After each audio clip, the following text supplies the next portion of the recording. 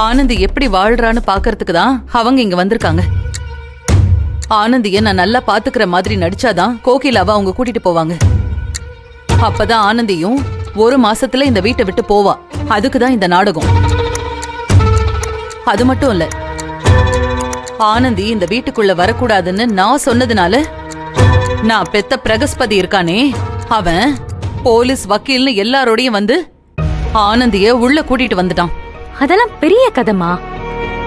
ஆனந்தி வந்த அன்னைக்கு நடந்ததெல்லாம் சொல்லவே ஒரு நாள் பத்தாது. இவங்கெல்லாம் போன அப்புறம் பேசலாம். அதெல்லாம் சரி, இப்படி போலீஸோட அவளை வீட்டுக்குள்ள கூட்டிட்டு வந்தவ அவ வீட்டு விட்டு போறேன்னு சொன்னா எப்படி சம்மதிப்பா? அதெல்லாம் அவ பாத்துக்குவா. எனக்கு அவ சத்தியம் செஞ்சு கொடுத்திருக்கா. சொன்னபடி நடந்துக்குவா. அந்த விஷயத்துல ஆனந்தி மேல எனக்கு நம்பிக்கை இருக்கு. ஆனா எனக்கு அப்படி தோணல அண்ணி. இவ்ளோ நாள் அவ எங்கேயோ ஹாஸ்டல்ல இருந்தா, அப்பவே அவ பின்னால சுத்தி வீடு வரைக்கும் கூட்டிட்டு வந்துட்டானே தவசி. இப்போ புருஷன் பொண்டாட்டியா ஒரே வீட்ல வாழ ஆரம்பிச்சதுக்கு அப்புறமா அவளை எப்படி விடுவான்? இல்ல, என் புள்ள வாழ்க்கை இந்த வீட்ல அமையும்னு எனக்கு நம்பிக்கையே இல்ல அண்ணி. ஐயோ பவானி, அப்படியெல்லாம் எதுவும் இல்ல. 2 பேரும் ஒரே வீட்ல தான் இருக்காங்க. ஆனா ஒன்னாலாம் வாழல. அது எப்படி வாழ முடியும்? அவதான் கர்ப்பமா இருக்கால. பெத்தவ எனக்கு தெரியாதா? இப்ப அவ வந்து 10 நாள் ஆச்சு. இன்னும் பாதி நாள் தான். நிச்சயமா அவ போயிடுவா. அதுக்கப்புறம் அன்பு வாழ்க்கையில இருந்து அவளை மொத்தமா விலக்கிட்டு துளசிய இந்த வீட்டுக்கு உண்மையான மருமகளா கொண்டு வர வேண்டியது என்னோட பொறுப்பு. ஆமாமா, அத்தை சொல்றத நம்பு. நானும் அத்தையும் அதுக்கான எல்லா வேலையும் பார்த்துட்டு தான் இருக்கோம். முடிஞ்சா அதுக்கு முன்னாடி அவளை அனுப்பிடுவேன். தயவு செஞ்சு கொஞ்சம் பொறுமையா இரு பவானி. உன் கோவம் இன்னும் தனியலனா அவங்க போனதுக்கு அப்புறம் எவ்வளவு வேணாலும் சண்டை போடு. இப்ப கோவப்பட்டு கத்தி மொத்த காரியத்தையும் கெடுத்துறாத. அப்புறம் கேள்விக்குறியா நிக்க போறது நம்ம துளசி வாழ்க்கை தான். சொன்னா கேளு. சரி.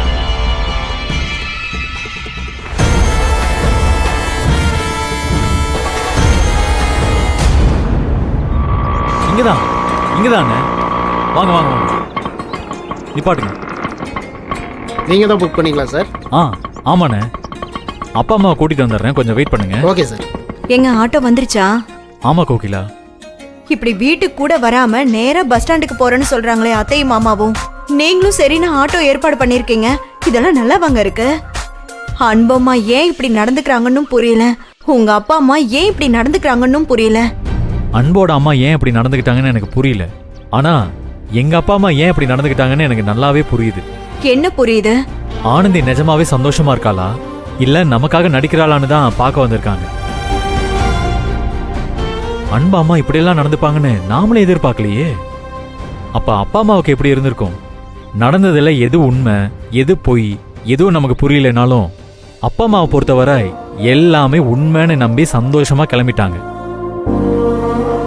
அவங்கள பொறுத்த வரைக்கும் அவங்க வந்த வேலை முடிஞ்சது, கிளம்பிட்டாங்க. எல்லாமே நல்லதுக்கு தான்.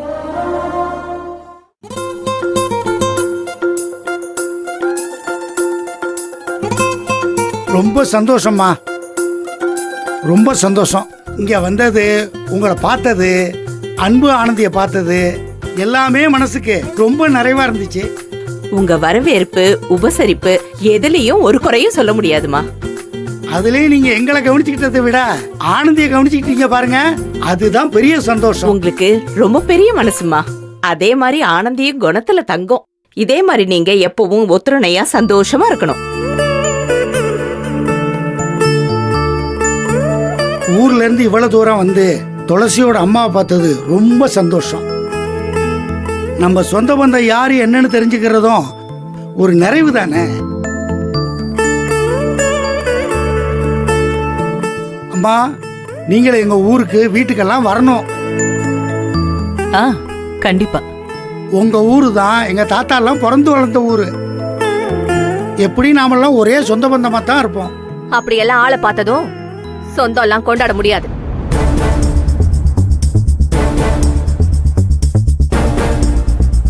எங்க ஊர்க்காரங்க யாரு, சொந்த பந்தம் யாருன்னு எங்களுக்கு நல்லாவே தெரியும். அது அத்தைக்கு ஊர்ல தெரியாத சொந்த பந்தங்களே இல்லைங்கிறத அப்படி சொல்றாங்க. அவங்க பேச்சு எப்பவுமே வெட்டு ஒன்று துண்டு ரெண்டுன்னு அப்படித்தான் இருக்கும். அதெல்லாம் ஊருக்காரங்க அப்படித்தான் பேசுவாங்க, நமக்கு தெரியாதா? அப்பா ஆட்டோ வந்துருச்சு, கிளம்பலாமா? கிளம்பலாம்ப்பா. வரேம்மா வரேம்மா. போயிட்டு வரோம்மா. தம்பி, நல்லது. வரேன். டேய் சரவணா, உன் வேலை டிரான்ஸ்ஃபர் விஷயத்த மறந்துடாத. அதான் ஏற்கனவே சொல்லிட்டீங்களேப்பா. ஒரு தடவை சொன்னேன்னா நீ அசால்ட்டை விட்டுறக்கூடாதுல்ல, அதான் திரும்பவும் சொல்றேன். திடீர்னு எதுவும் மாத்திட்டு வர முடியாதுப்பா, நான் பேசி பார்க்கறேன். நீ இழுப்பன் தெரிஞ்சுதான்டா அப்பா திரும்ப திரும்ப சொல்லிக்கிட்டே இருக்காங்க. நீ உன் பொண்டாட்டிக்காக தானே வேலையை மாத்திக்கிட்டு வந்த. ஆமாண்டா, நீ இனிமே அவளுக்காக இங்க இருக்க வேண்டிய அவசியம் இல்ல. அப்பா பதறாத சரவணா, கோகிலாவை நம்ம கூட ஊருக்கே கூட்டிட்டு போயிடலாம்டா. அப்பா அப்படி சொல்றாங்க.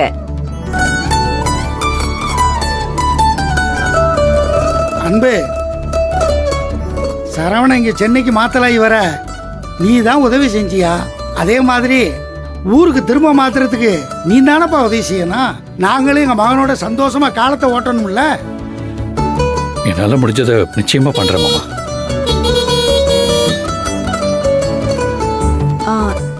நேரம் ஆயிடுச்சுன்னு ஆட்டோக்காரனை ஹாரன் அடிச்சுட்டே இருக்காரு. சரி சரவணா, கிளம்பலாம். அப்ப நாங்க வர்றோமா? போயிட்டு வரேங்க. வர்றோமா? போயிட்டு வரோம். ஆனந்தி, வாங்க. உடம்ப பாத்துக்க. சரிங்க ஆ, மாமா. சரி. சரிப்பா, கிளம்புவோம். வாங்க. வாங்க போயிட்டு வாங்க.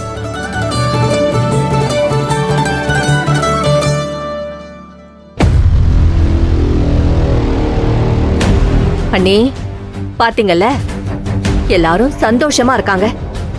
அவங்க சந்தோஷமா இருந்தா நீங்க சந்தோஷமா இருக்க முடியாது, நம்ம குடும்பமும் சந்தோஷமாவே இருக்காது. தெரியும் பவானி, என்ன செய்யணும்னு எனக்கு தெரியும்.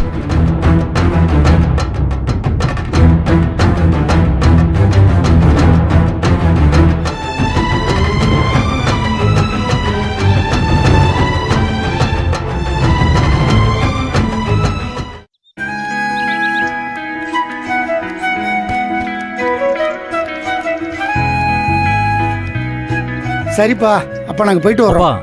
நானும் கோகிலாவும் பஸ் ஸ்டாண்டுக்கு வந்து உங்களை பஸ் ஏற்றி விட்டுட்டு போறோம். ஏப்பா, அதெல்லாம் ஒண்ணும் வேண்டாப்பா. வந்த வேலை முடிஞ்சுது.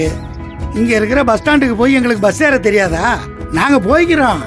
நீங்க போய் உங்க வாழ்க்கைய வாழ பாருங்க. நீங்களும் நல்லா வாழுங்க. நான் வரட்டுமா? போயிட்டு வரோம். ஆ, சரி. அண்ணா பஸ் ஸ்டாண்ட்ல விட்டுருங்க. சரிங்க சார். பாய்ப்பா. சரவணா, பாய். போயிட்டு வரோம் சரவணா. அன்பு, ஆனந்த் ஆனந்த் போயிட்டு வரோம். அன்பு போயிட்டு வரோம். என்ன சகல, உங்க அப்பா வந்து மாஸ் பண்ணிட்டு போறாரு. ஏதோ தேவர் மகன் கமல் புள்ள குட்டிங்களை படிக்க வைங்கடான்னு சொல்ற மாதிரி வாழ்க்கைய வாழ பாருங்கன்னு சொல்லிட்டு போறாரு.